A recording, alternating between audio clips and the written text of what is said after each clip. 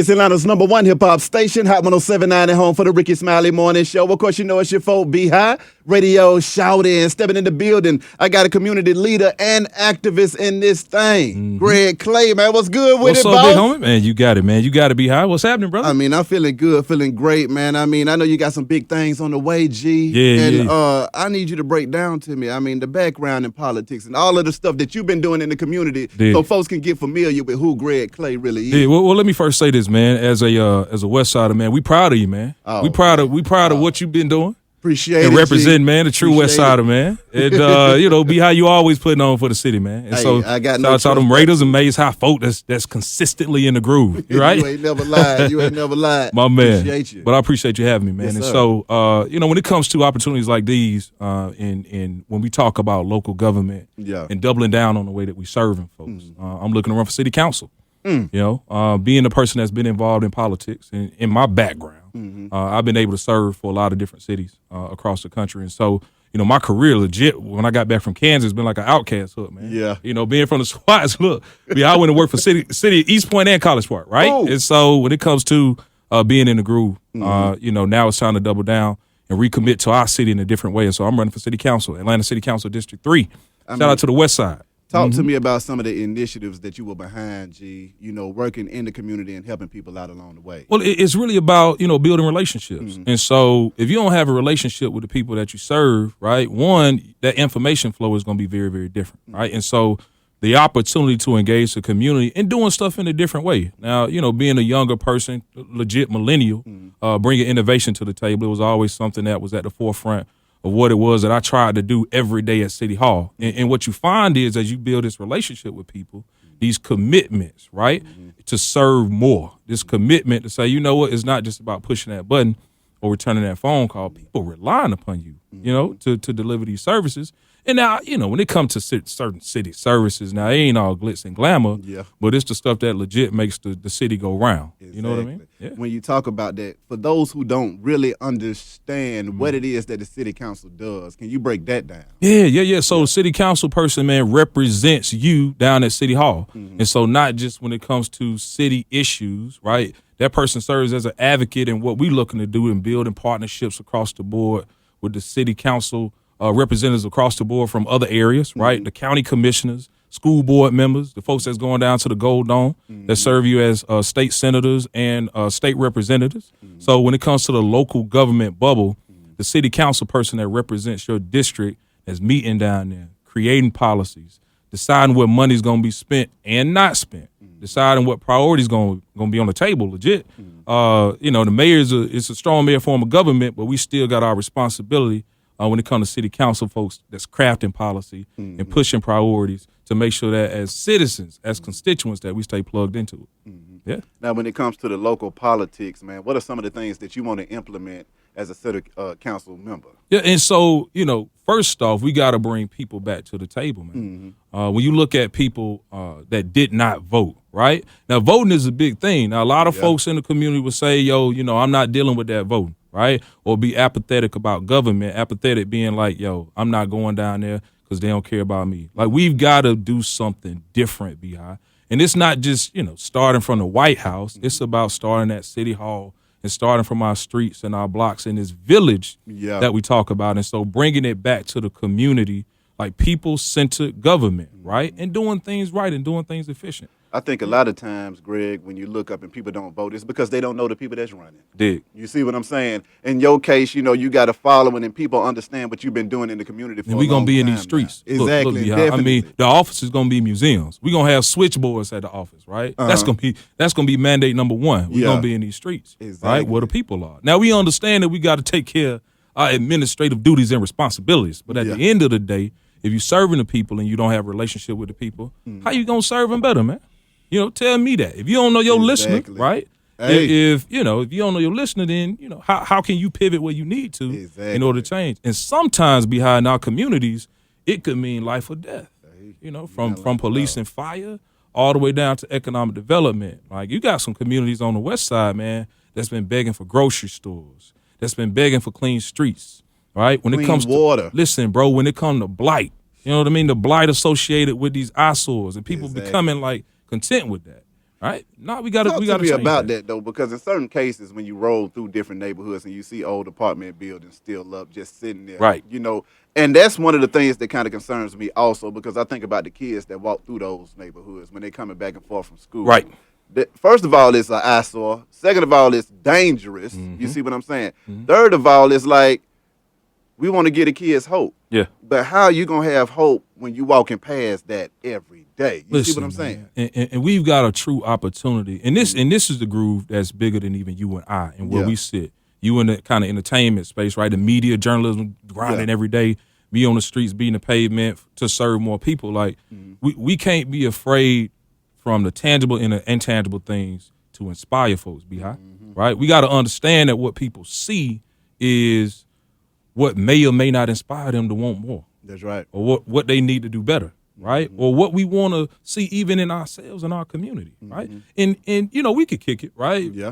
We know each other. We go back a long way. Exactly. And some of these blocks in our communities been this way, The right? whole time. And people been driving by. Yeah. So what's up?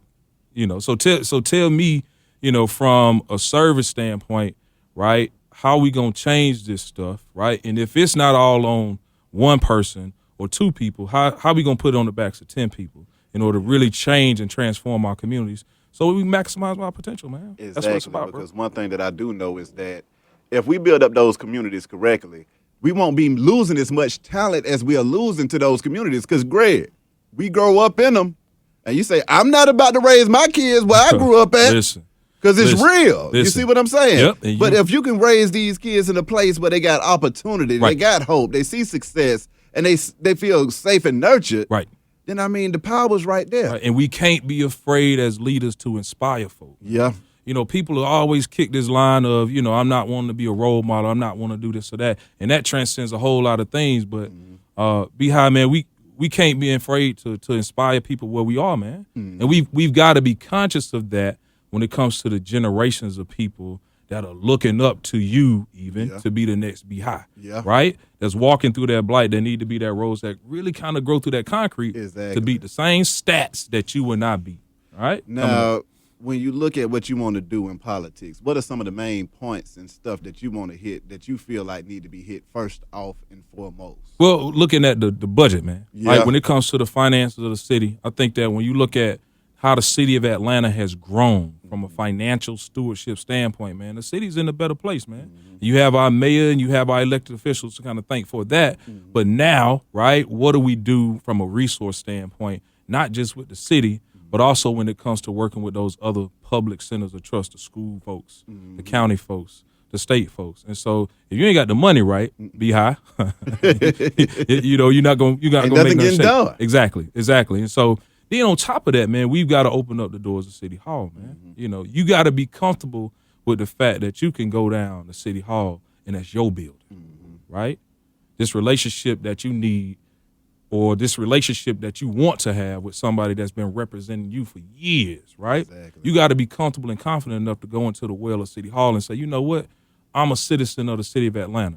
I'm a fourth, fifth generation Atlantan. Or even if you've been here 3 months, this is my city. And so opening up the doors of City Hall and Beehive, that's not easy, man, when it comes to extending yourself as someone that's a fan of government to go out and tell people like, yo, educating people on the processes, not just starting from voting, but educating people about what's happening down at City Hall. Right. What is it that you need to look for? What is it that you need to come down and really raise sand about? Exactly. Right? And the issues that are important on one side, Beehive might not be important to another side of town, but at the same time, what's that balance look like?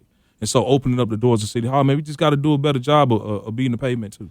Now, what can we do about the schools as far as, bringing certain things back into the school? Because, back in our day, Greg, we had band, we had music, we had chorus, we had all kinds of different extracurricular activities for the kids to get into, which kind of kept us out of the streets and out of trouble. You see what I'm saying? You better believe Talent shows, whatever it may be, it was something for you to do. Intramurals even. You didn't have to be a star ball player, but you could just play ball out to school if that's just how you felt. Yeah. What are we going to do as far as bringing those kind of things back? And so it's this broader conversation, right, about how we develop our youth, right? So when it comes to the city and youth centers, the centers of hope, right? How do we expand our programming after school, before school, during school, right? to make sure that we lifting our end of the table from the city coffers to make sure that the same things that you experienced growing up, everybody else gets that same chance and opportunity as well. And it's not just a place to stay out of trouble, right? It's a place where you can go in and get enrichment, right? And so that's happening in some places right now. But when it comes to this youth development thing, what our teachers and what our administrators do during the day at schools, now we got to get tight on our relationship there as well. Because a lot of that stuff, it influences kids directly. But kids spend a lot of time, especially this summer, especially after school, right, in the city. What can we do with our facilities, with our resources to make sure that we double down our efforts to make sure that kids is getting the right stuff in the right time, really. Yep. Oh, man. Now, Greg, you were talking earlier about the community and how, folks need to really recognize how City Hall is theirs. Elaborate a little bit more about that, because as a citizen, I never really personally felt that way. I just felt like that was the gold dome and I'm about to drive past. Right. And so, man, it's one of those things where you really got to love the city, man. You got to love the city enough to make sure that that's something that you know about, right? And you have a connection to. Like, you legit have to go beyond yourself and meet people halfway. Now, as an elected official, folks got to do the same type of thing, right? And be on the receiving end of what folks want to get inspired to do and how folk want to get inspired to move, right? Because at the end of the day, it's about getting people together to build together, right? Right? And so, there's this dynamic that's happening in Atlanta where, if folks really, really love this town, if folks really, really want to say, you know what, I was able to enjoy this city for 20 years, for 5 years, for 2 months, right? If folks really ready to double down and get some stuff done, we got to build these relationships, right? And it be bonded through the love that we have for the city. And that love don't just mean my block, right? That love mean the other side of town, the other school, right? The other area where it might not be as nice, right? Or if it's nicer, right? It's got to come in a way that people are talking across races. People are talking across cultures. People are talking across every single political line, every single religion, in order to say, you know what, this is Atlanta, and we about to put on for the city and represent the way that we know how to. And it's not Chicago, although we love the Chi. It's not New York, although we love New York.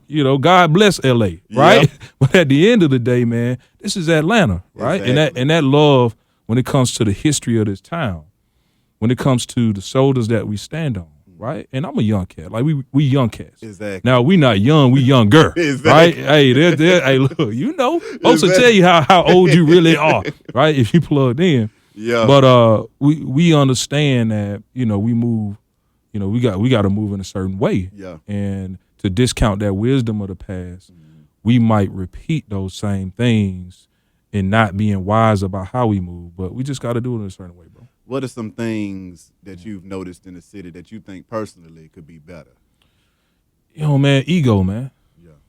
Ego. We got to be big enough in our strides, right? No matter where you sit, to say that, I need to slow down and realize that I'm not just working for me, I'm working for the town. Like, I'm working for something bigger than me. And so it ain't even really about me or about my team. It's about everybody's team, right? Now, we going to disagree sometimes, but the situation that you have sometimes in Atlanta politics is that, man, we disagree so much enough that we don't get nothing done, and who really lose?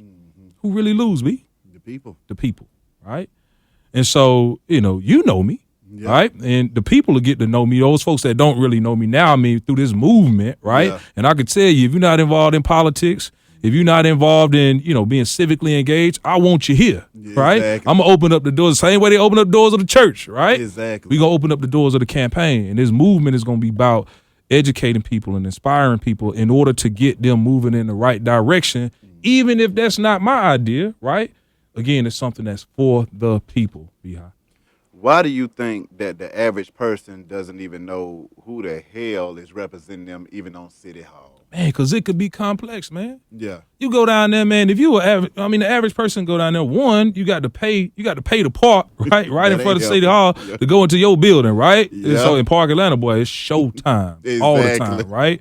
And so you go in there, man, and it can be intimidating. Yeah. And the groove is, right, folks on the other side, right, that work at City Hall or whatever. Now, you got some great folk, man, serving this town, man. You got some great folk that serve this city, right? But even on that side, we got to understand that it's intimidating sometimes. You know, people don't know about government, right? It's the same way we went through school, right? But do we really know how, you know, even move through, you know, navigating? Like, even if, you know, for the parents that's out there, do you know how to navigate through the school, right? Do you know who the principal report to? Do you know who the superintendent report to, right? It's the same groove when it comes to government. And so understanding that, we got to be able to say, all right, how do we make government simple again, right? And while I might not be responsible for that, right, I see it's important to you. And if I'm there to serve, then it's going to be different anyway, right? Now, you can't be all things to everybody, but, bro, when it comes to stewardship, if you find it at 50, where you leave it? At 60. If you find it at 60, where you need to leave it, be high. You need to leave it at 75, right? You laugh. Right? Or else you can't even come home. That's right. You know what I mean? From where I'm from, right? That's right. Shout out to Southwest Atlanta. But at the end of the day, we've got to make sure, bro, that we understand why it is that folk are apathetic. And if we don't go beyond our due diligence as community leaders, because I'm one that believes that while I'm running for city council, behind you may get a title from somewhere, but the role that you play, bro, you create that. God created that for you, right? Can't nobody tell you what role you're going to play, right? You can go ahead and be whatever type of leader you want to. I mean, and it's something that, right, we've got to make sure that we get to this point of leadership telling the whole truth and the total truth as people continue to win. I mean, you look at the stat, right? The stat that we kick around downtown, you know, 96% of Atlantans born into poverty remain in poverty over the duration of their life. Are you serious? 96%. And even if you disagree with the report, take 10 points off. Take 10 points off, cuz. That's 86%, right? And so you mean to tell me you go into one of those schools in the neighborhood where everybody on free or reduced lunch, right? And if they ain't on that, they can't even afford to pay the real lunch anyway. Exactly. The measuring stick for poverty. You talking to 100 kids in the auditorium. You know, y'all got the live activation going. Y'all giving out all kind of stuff, right? Yeah. And in the back of your mind, you thinking about the stat that they kicking around downtown, right? How you gonna look them folks in the face and say only 4 of y'all may make it out of poverty, whether y'all going to whether y'all graduating, whether y'all going to technical school, whether y'all going to the military, whether y'all starting y'all own business, right? And then we say, okay, well, we doing our best. No, I get it, right? Everybody working and grinding, but bro, listen, if you love this city, right, it's time to do something different. And so, you know, that's where we're at, right? And I just so happen to love District 3, man. I absolutely love where I'm at, man. You know, and I'm born and raised in District 11, right? Shout out to District 11, right? But look, man, I love where I am. And when you from the town, right? That's right. When we're out there working, you know what I mean? You grow up driving around, right? The same way you flow through the city, man. You love the east side, right? Not more than you love the west side, but as you begin to learn and understand how the city and the way money moves and how people move, you get back to the basis of just kind of loving the city, man. Yeah. How do we go about creating opportunities for the people, not just the kids, but even the adults in the city, so they can grow? You know what, man? And so when it comes to job creation, you know, the gatekeepers of a lot of opportunities when it comes to folks either jumping into the workforce or, you know, starting in the workforce and getting better jobs, right? We've got to make sure that the conversation's happening, even on the corporate side, to recruit more businesses here. I think our mayor has done a great job working with the governor to recruit more businesses to the hub of the city, right? Now, we can certainly enhance those efforts behind, but, you know, if the jobs ain't here, where people going to work, bro? You know what I mean? If I'm going to school, if I've been working in a particular lane for 4 years and I go back and get my associate's degree because, you know, I want to have another kid or I want to start saving for my kids, you know, college, you know, tuition, right? How is it that we're doing our job as public officials or leaders in the community? Because I'm not one yet. If given the opportunity, you know, we're gonna get it. That's right. Right? But how do we transform those conversations into real opportunities for people, right? And so that MARTA bus that you get on, or that bike lane that you ride in, right? Or that car that you get in, whether you're sitting in traffic for 15 minutes or an hour and a half, right? When you get there, right? That job that, you enjoy and get a fair wage for, right? Where you eat lunch at, if you even eating lunch, because some people ain't eating lunch, right? Yeah. Right? That daycare that's necessary for your child to go to that you paying that ticket for, right? Exactly. All these different things that people spend their time and their money on, right? How do we say, all right, from a quality of life perspective, begin to bring these silos closer together, because either we can, survive in our silos or we can thrive together. I'm one that says, for everybody listening to this show, for everybody that's listening right now, we got to figure out ways to thrive together. Like, throw everything to the side. You ain't going to agree with everybody. I got folk hating on me, Hey. right? It be like that sometimes. They can't touch you when you're on the squad, though, right? Hey, true enough. And so we going at it. Now, when I think about the infrastructure of the city, things like the roads and the water, because I lived in the West End for a little while too. And I mean, we had to drink that bottled water over there because you couldn't even drink the tap water because the water was yellow. Mm-hmm. What do we do about things like that? Because see, what about the kids that can't afford the bottled water? Right. That yellow water's making them crazy too. Man, and so when you look at, like, even from an EPA standpoint, right? Yeah. From all the different levels of government that say, this is the type of thing that we are responsible for doing, right? And where there are issues, planning ahead and making sure that we do the necessary things so that type of stuff don't happen, right? The whole Flint situation, man. Listen, bro, you felt it. I felt it, right? Even if you didn't have family there. Like, you can relate to that because we all know how it feels to turn the faucet and see water come out. You know what I mean? And for folk to be getting poisoned, come on now.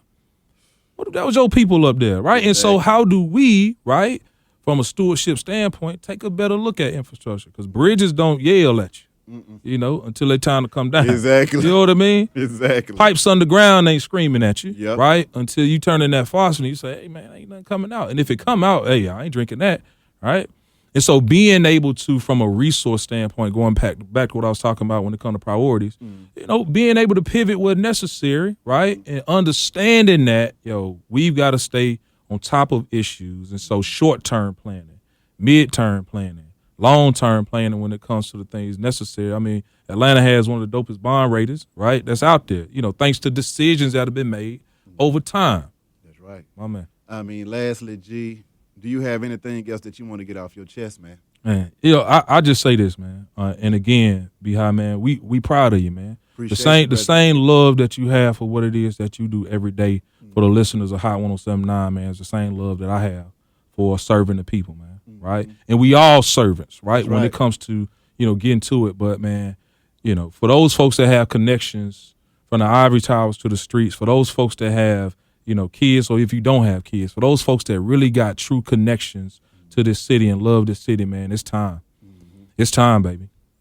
It's time for us to take a true look in the mirror and say, what is it that we can do for this city, right? And when I look in the mirror, right, for those conversations that we had, man, like, I was president of the class back at Mays, right? That's right. It wasn't for me back then, like, I want to be a city council member, right? It was this just so happened to come up on my path.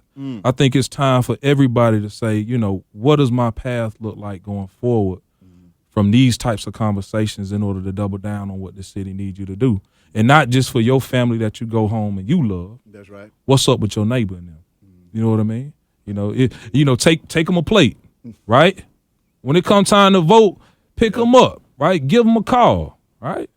When it comes time, right, to go down and raise enough saying about an issue that's important to you, you want to be able to go down there and look folk in the face that you know and have a relationship with. Now, we got to do our part to meet folk halfway.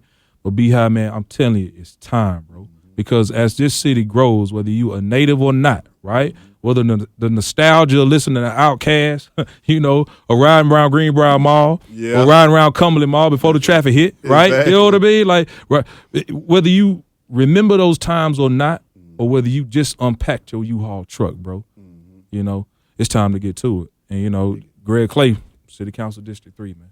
How can they contact you? GregClay.com. So, man, for folks that want to get involved, whether you don't know anything about campaigns or politics or not, go to GregClay.com, man. Drop an email address down there, and we're going to be reaching out to you, man. We want to activate everybody that want to plug into something all that energy that folks got. We want to make sure that we plugging people into whether you live in District 3 or not, whether you Atlanta resident or not, whether you live in the region or not. I want folks flying into Hartsfield-Jackson International Airport saying, yo, I need to go to 3, baby. You know, and find me one of them T-shirts. You know what I mean? Yeah. And let's get to it, man, and serve people, you know, and then get back to it. Well, Greg. Big homie. Appreciate you coming through this thing, brother. Wish you nothing but the best and much success. My man. Be High Radio Shout. It's Hot 107.9, man. Let's go.